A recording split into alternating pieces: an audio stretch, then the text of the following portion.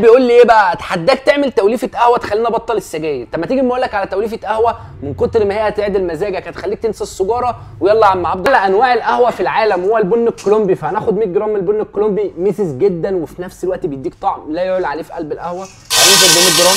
75 جرام من البن الهند الارابيكا، هيخلي القهوه بتاعتك دسمه جدا وفي نفس الوقت هيديك طعم الشوكولاته كده. فتخيل ميكس الهند الارابيكا مع الكولومبي، يا لهوي خطير. اتحداك تشرب سجاره تاني صدقني.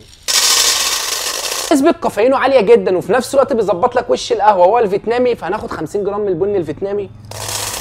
ظبطنا الوش، ظبطنا الكافيين، خلينا القهوة لا تست الشوكولاتة. فتعالى نظبط الكريمة بتاع القهوة كده ونخليها تدوب في بقك. هناخد لها 25 جرام من البن البرازيلي، هيقلل من نسبة المرارة ويظبط لك الكريمة بتاع الخلطة. دي ما تنفعش ما تكونش محوجة، فهناخد لها 10 جرام من الحبهان. شوية ورد كده خفاف جدا وشوية قرنفل خفاف جدا وهننزل بيهم. دي مش جينسنج يا زميلي كده، ودول اهم حاجه في قلب الخلطه عشان هيدوك طاقه عاليه جدا وهيظبطوا معاك الكلام. واتنين من جوز الطيب برضك لو انت بتحب طعمها. كل التحويجه اختياري مش اجباري، لو انت بتحب حاجه او بتكره حاجه المهم تزود وتنقص، دي حاجه تخصك انت. بس دي خلطه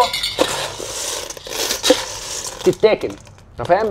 هي تتاكل ما تتشربش. والفيديو بدايته كانت ساخره طبعا، بس ده كله هزار. مفيش حاجه بتخليك تبطل حاجه او تشرب حاجه، المهم ان انت تبقى عندك اراده ان انت حاجه اللي انت عايز تعملها. كلها دي توليفات قهوه، ممكن نعلي لك نسبه الكافيين شويه، نديك حاجه عاليه شويه، بس في النهايه كلها قهوه زي بعضيها. مفيش حاجه اسمها اصل دي تعمل لك ودي تعمل لك.